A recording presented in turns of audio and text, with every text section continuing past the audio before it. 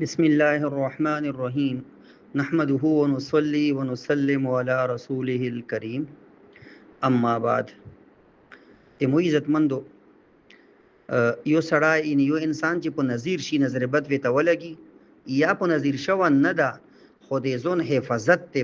دای غوړي هغه د پر جناب محمد رسول الله صلی الله علیه و آله وسلم مشتو ستا سو دعاګانې شایلی دي دمونه ارته شایلی دي.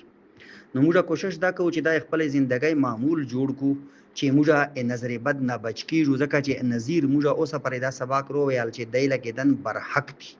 یعنی د نظیر ان سړی په نظیر کې دای شي نظیر د خلکو لاګي او لکه نظیر دی واجه نه سړی به مریدای شي. اوس مختلف دعاګانې دي، موږ دوی درې تو سه ته نرخوستي دي، موږ تلفظ هاتو سه ته یو اغه نه بعد و ان شاء الله چونکی به پیله ټک لکه تلفظ سره زده کړې لکه ان زده کړه مشکله ده چې خلک زده کی دی وجنه موږ کوشش دا کوو چې دغه دعاګانې تحریر شکل کې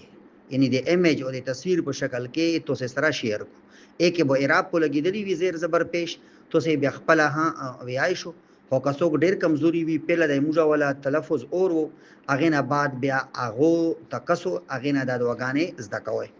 ایوا مشهوره دعا چې دو وړي کی ورکی چې په نظر کېږي هغه باندې چوف کوان دي هغه باندې دم کوان دي هغه دادو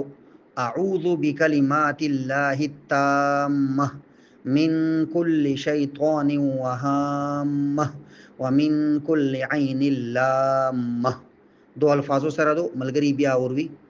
اعوذ بکلمات الله التامه من كل شیطان وهامه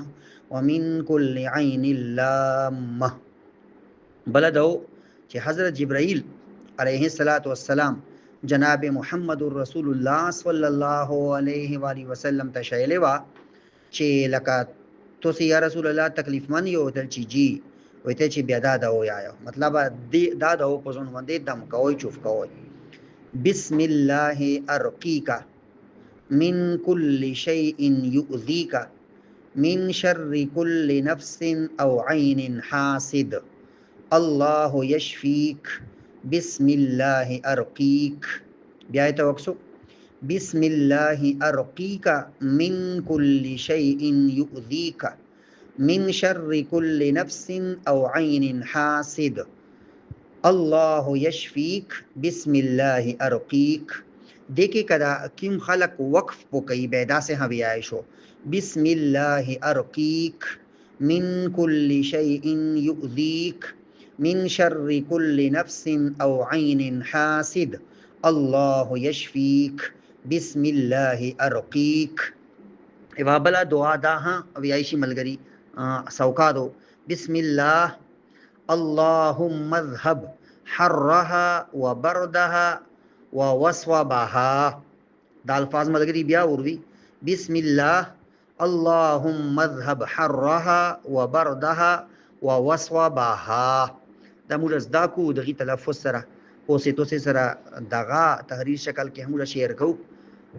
کوشش دا کوي علاج ها لکه سنت عمل دا علاج ها کوي یعنی دنیوي کی ملاج چې دا لکه دوایو ولا وسرا دغه دعاګانو اهتمام حق او کای نظر بد اثر وی غین ابو الله په فضل سره په دغه دعاګانو بچ کیږي.